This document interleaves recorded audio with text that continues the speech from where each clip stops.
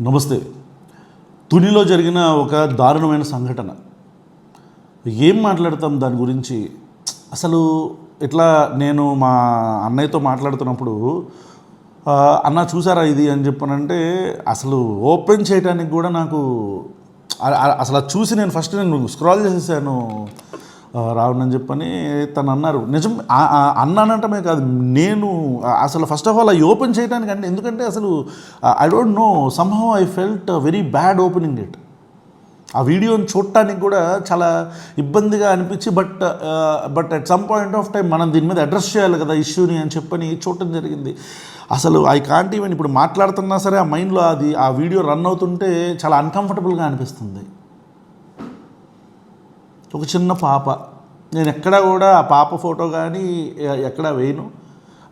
ఎవడైతే ఈ పని చేశాడో లోఫర్ నా కొడుకు, వాడి గురించి మాత్రమే మాట్లాడతాను. ఆడి ఫోటో మాత్రం వేస్తాను థంబ్నెయిల్లో కూడా. ఇక్కడ మనము ఫస్ట్ పాయింట్ ఏంటంటే సోషల్ మీడియా సర్కిల్స్లో వచ్చింది, ఇతను తెలుగుదేశం పార్టీ కార్యకర్తే కాదు, ఆ తెలుగుదేశం పార్టీకి తుని దగ్గర ఏదో ఎస్సీ సెల్కో దేనికో ఏ సెల్ అయితే ఏంటి బొక్క దాంట్లో ఉన్నాడు అని చెప్పని, అధ్యక్షుడు కానీ ఏదో ఉన్నాడు అని చెప్పని. ఇది సోషల్ మీడియాలో వస్తున్న అంటే పొలిటికల్ యాంగిల్. ఫస్ట్ మనం పొలిటికల్ యాంగిల్ మాట్లాడదాం. పార్టీలు చూడండి ఎంత, ప్రతి party, I'm talking about every party. ఇప్పుడు కోటా వినూత కావచ్చు, వైఎస్ఆర్సీపీలో ఉన్న అనంతబాబు కావచ్చు ఎమ్మెల్సీ, ఇక్కడ ఇతను కావచ్చు. అంటే నేను I'm not linking the crimes, but నేను క్రిమినల్స్ని లింక్ చేస్తున్నాను. చూడండి, హత్య చేసిన వాళ్ళిద్దరైనా, ఎలాంటి పని చేస్తున్న ఇతనైనా, వీళ్ళందరూ కూడా పొలిటికల్ పార్టీస్ని అంబ్రెల్లా కింద వాడుకుంటున్నారు. They are hiding under political parties. దీనికి ఏంటి రెమెడీ? ఈ రాజకీయ పార్టీలే సభ్యత్వ నమోదు అనగానే ఇష్టం వచ్చినట్టు ఒక టెంట్ వేసేసి ఆ టెంటుల దగ్గర ఎవడ పడితే వాడు వచ్చేస్తాడు, వచ్చేసిన తర్వాత వాడిని తీసేసుకుంటాం మనం.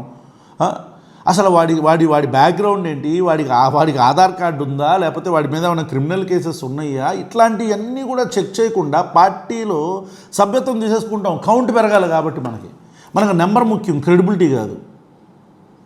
ఇది తెలుగుదేశం పార్టీ కాదు, ప్రతి ఒక్క పార్టీ చేసే పని ఇదే. జనసేన అయినా, వైఎస్ఆర్ కాంగ్రెస్ పార్టీ అయినా, కాంగ్రెస్ అయినా, ఎవడైనా సరే ఇదే చేస్తాడు. దీనికి ఎవడు అతీతం కాదు. అలాంటి వాళ్ళని తీసుకున్నప్పుడు వాళ్ళు క్రియాశీలకంగా కార్యకర్తలుగా అక్కడ పనిచేసి అక్కడ లోకల్ నాయకులు ఎవరైతే ఉంటారో వాళ్ళ దగ్గర నమ్మకం చొరగొన్నప్పుడు వీళ్ళందరూ కూడా నెక్స్ట్ లెవెల్కి వెళ్తారు. ఇదే క్రిమినల్ మెంటాలిటీ ఉన్నోళ్ళు ఈ నెక్స్ట్ లెవెల్కి వెళ్ళినప్పుడు ఇట్లాంటి పనులు చేసినప్పుడు మళ్ళీ ఇమీడియట్గా పార్టీ సస్పెండ్ చేయటము. First of all, parties should take serious actions on these kind of criminals. Telugu Desam party అయినా ఇంకా ఏ పార్టీ అయినా సరే ఇలాంటి క్రిమినల్ని దొరికినప్పుడు వీళ్ళని ఇమ్మీడియట్గా, అంటే మనం రాజకీయ పార్టీలో అంటే సిస్టమ్ మెయిన్ శిక్ష వేస్తుంది కాదు, రాజకీయ పార్టీ మన మీద ఎలాంటి చర్య తీసుకుంటుంది అనే భయం వీళ్ళకి కలగాలి.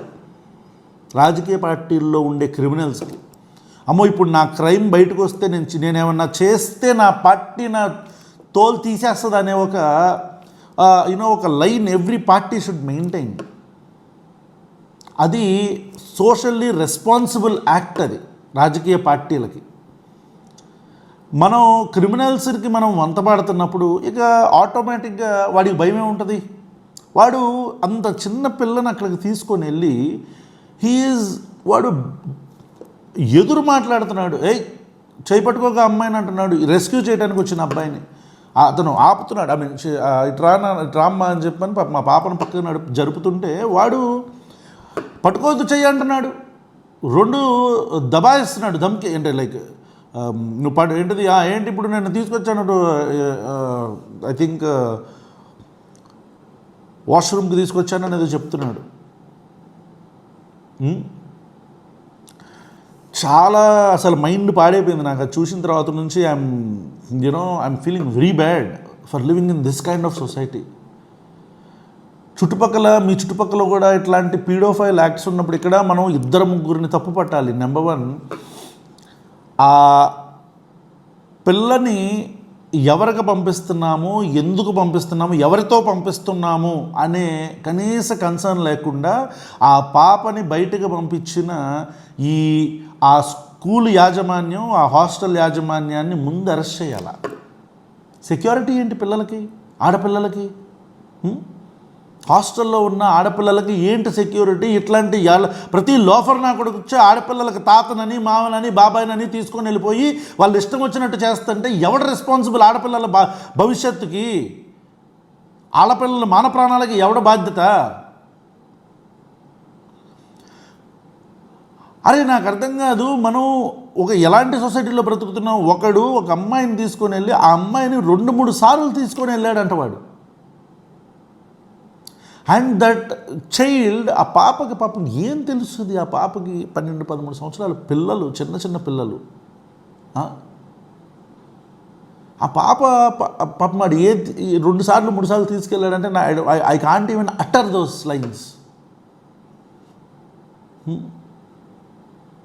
నిన్న నా కలీగ్తో మాట్లాడుతున్నప్పుడు షీఈస్ టెల్లింగ్, తెలుసా Ravan, youngest mother in this world age ఎంతో తెలుసా అంటే 8 years అంట. 8 సంవత్సరాల పాప అతి పిన్న వయసులో తల్లి అయింది. 8 years పాప, 8 సంవత్సరాల పాప, జస్ట్ ఇంత ఉంటుంది. మనం ఎలాంటి సొసైటీలో బ్రతుకుతున్నాం?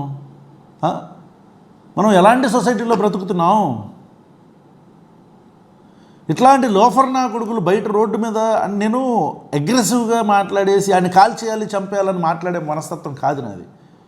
అంటే నేను ఎప్పుడు చెప్తాను, ఒక పిచ్చి కుక్క మనల్ని కరిచింది కాబట్టి దీన్ని చంపేస్తే ఇంకో ఏరియాలో ఇంకొక పిచ్చి కుక్క, ఇంకొక ఏరియాలో ఇంకొక పిచ్చి కుక్క ఇంకొక వ్యక్తిని కరవకుండా ఉండదు.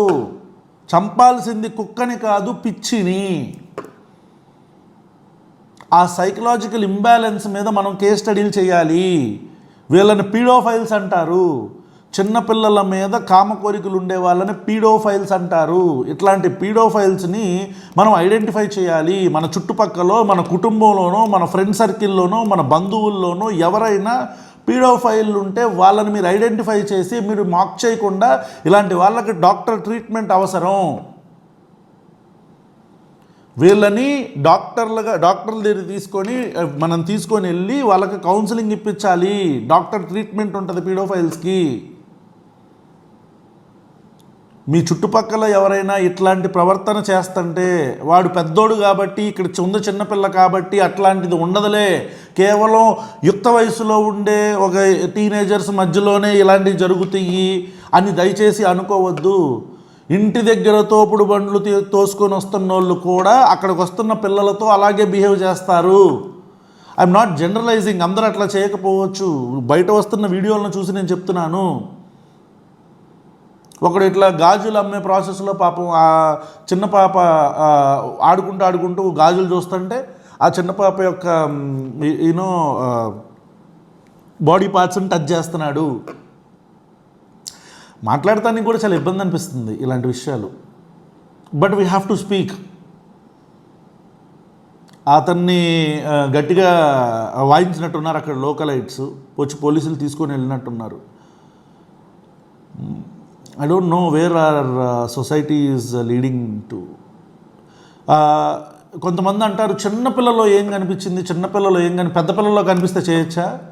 So don't generalise these terms. చిన్నపిల్లని అని చెప్పి చిన్నపిల్లని చేయటం తప్పే, అలా అని పెద్ద పిల్లలను చేయటం తప్పు కాకపోవడం కాదు. ఎవరైనా ఆడపిల్లల మీద ఇట్లాంటి అఘాయిత్యాలు చేయకూడదు. So unlearn those lines before uttering these kind of statements.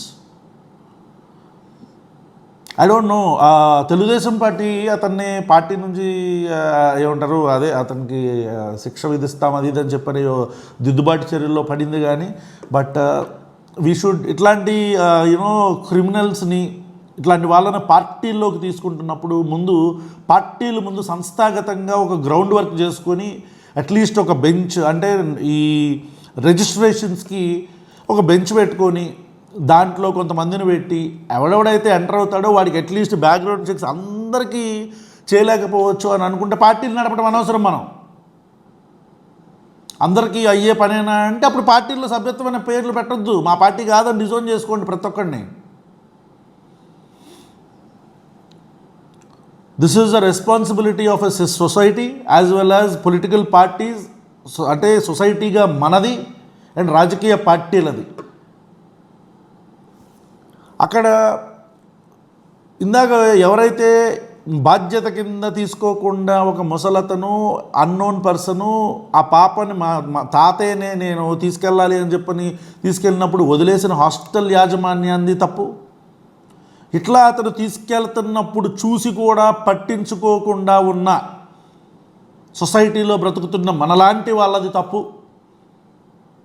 ఆ ఒక్కతను పాపం అతను ఇనిషియేట్ తీసుకోపోయి ఉంటే పాపం ఇది బయటకు వచ్చేది కూడా కాదు.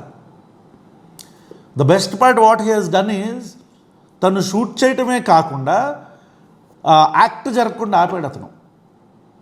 కొంతమంది షూట్ చేస్తూ ఉంటారు, అది రెడ్ హ్యాండెడ్గా ఏదో పట్టేసుకోవాలి. అసలు రెడ్ హ్యాండెడ్ అంటే కూడా ఎవడికి తెలియదు, మళ్ళీ రెడ్ హ్యాండెడ్గా పట్టేసుకోవాలి అని చెప్పని.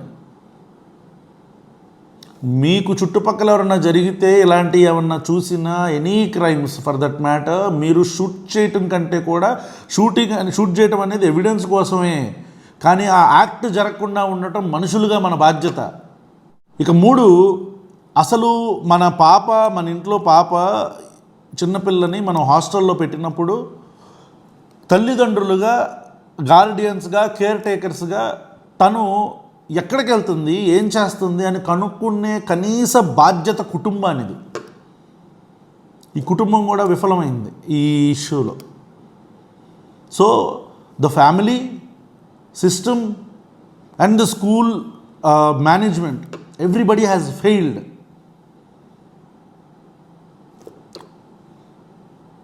అగైన్ పీడోఫైల్స్ ఎవరైతే ఉంటారో వాళ్ళని ఐడెంటిఫై చేయండి. ఒకవేళ ఈ వీడియో చూస్తున్న వాళ్ళల్లో కూడా పీడోఫైల్స్ ఎవరైనా ఉంటే, brother, this is something that can be treated. మీరు డాక్టర్లను కలిస్తే మీకు ట్రీట్మెంట్ ఉంది, మీకు కౌన్సిలింగ్ ఇస్తారు. దిస్ ఈజ్ అ డిసీజ్, ఇది ఒక జబ్బు. మిమ్మల్ని పీడోఫైల్స్ అంటారు. పిల్లలను చూస్తే మీకు అట్రాక్షన్ కలుగుతుందా? మీరు దయచేసి ఎలాంటి భయపడకుండా, భయం లేకుండా డాక్టర్ని కన్సల్ట్ అవ్వండి. మీ ఇంట్లో వాళ్ళకి చెప్పండి, ఐఎమ్ గెటింగ్ దీస్ ఫీలింగ్స్, దయచేసి నాకు ట్రీట్మెంట్ ఇప్పించండి అని చెప్పని మీ ఇంట్లో వాళ్ళతో, మీ తల్లిదండ్రులతోనో, మీరు పెద్దవాళ్ళు అయితే మీ పిల్లలతోనో ఎవరో ఒకరితో చెప్పండి. మనకి జబ్బు ఉండటం తప్పు కాదు, దాన్ని నయం చేసుకోకుండా సొసైటీ మీద మృగాల్లాగా పడటం తప్పు. సో ఇఫ్ యు ఆర్ ఎ పీడోఫైల్, మీ కుటుంబంలో ఎవరైనా పీడోఫైల్ అని చెప్పంగానే మీరు దయచేసి వాళ్ళని విక్టిమ్ బ్లేమింగ్ చేయకుండా, వాళ్ళని బ్లేమ్ చేయకుండా, వాళ్ళని మాక్ చేయకుండా, ఇతనికి ఏదో సమస్య ఉంది మనం దీన్ని అడ్రస్ చేయాలని చెప్పని సైకాట్రిస్ట్ దగ్గరికి, దానికంటూ స్పెషల్గా కౌన్సిలింగ్ చేసే డాక్టర్స్ ఉంటారు, ట్రీట్మెంట్ ఉంది, తీసుకొని వెళ్ళండి డాక్టర్స్ దగ్గరికి. అంతేగాని ఒక రుగ్మతలాగా అదేదో మన ఏమంటారు, ఇది ఇంకా అదొక హెచ్ఐవిని, ఎయిడ్స్ని ఇంతకుముందు ఎట్లా అయితే సొసైటీ చూసిందో అట్లా చూడొద్దు. They need society to help, they need hour help. నువ్వు పీడోఫైల్ అయినా సరే నీ కోరికలని కంట్రోల్ చేసుకునే మొత్తం కెపాసిటీ నీకే ఉంది. కాబట్టి నువ్వు ఇట్లాంటి పనులు చేసి ఒకవేళ దొరికిపోతే కొడక, నీకు దేహశుద్ధే కాదు, సిస్టమ్ చాలా దారుణమైన శిక్షలు వేస్తుంది. సో అక్కడి దాకా రాకుండా your thought should be stopped here. మీ ఆలోచనలనే ఆపి, ఆ ఆలోచనలు రాకుండా మీ కుటుంబానికి చెప్పి, మీ కుటుంబ సభ్యులకో, స్నేహితులకో, ఎవరితో అయితే మీరు కంఫర్టబుల్గా ఉంటారో వాళ్ళకి చెప్పి ట్రీట్మెంట్ తీసుకోండి. ఈ వీడియో చూస్తుంటే ఏంటి రావణ్ ఎలా మాట్లాడుతున్నాడని మీరు అనుకుంటే, చంపేద్దాం, నరికేద్దాం అని చెప్పని మాట్లాడితే దీనికి సొల్యూషన్ రాదు. నేను మళ్ళీ చెప్తున్నా, ఒక పిచ్చి కుక్క మనల్ని కరిచింది కాబట్టి ఈరోజు ఆ పిచ్చి కుక్కని చంపితే వేరే ప్రాంతంలో ఇంకొక పిచ్చి కుక్క వేరే వ్యక్తిని కరవకుండా ఉండదు. Same applies to these rapist, paedophiles, everyone. కాబట్టి దయచేసి మీ చుట్టుపక్కల కానీ మీ కుటుంబంలో కానీ ఎవరైనా మీకు అట్లా అనిపించినా అడగండి, తెలుసుకోండి, వాళ్ళకి హెల్ప్ చేయండి. That's all. నిందితుడికి చాలా కఠినంగా శిక్ష పడాలని మేము కూడా కోరుకుంటున్నాము. I don't know where we are leading to. Thank you so much.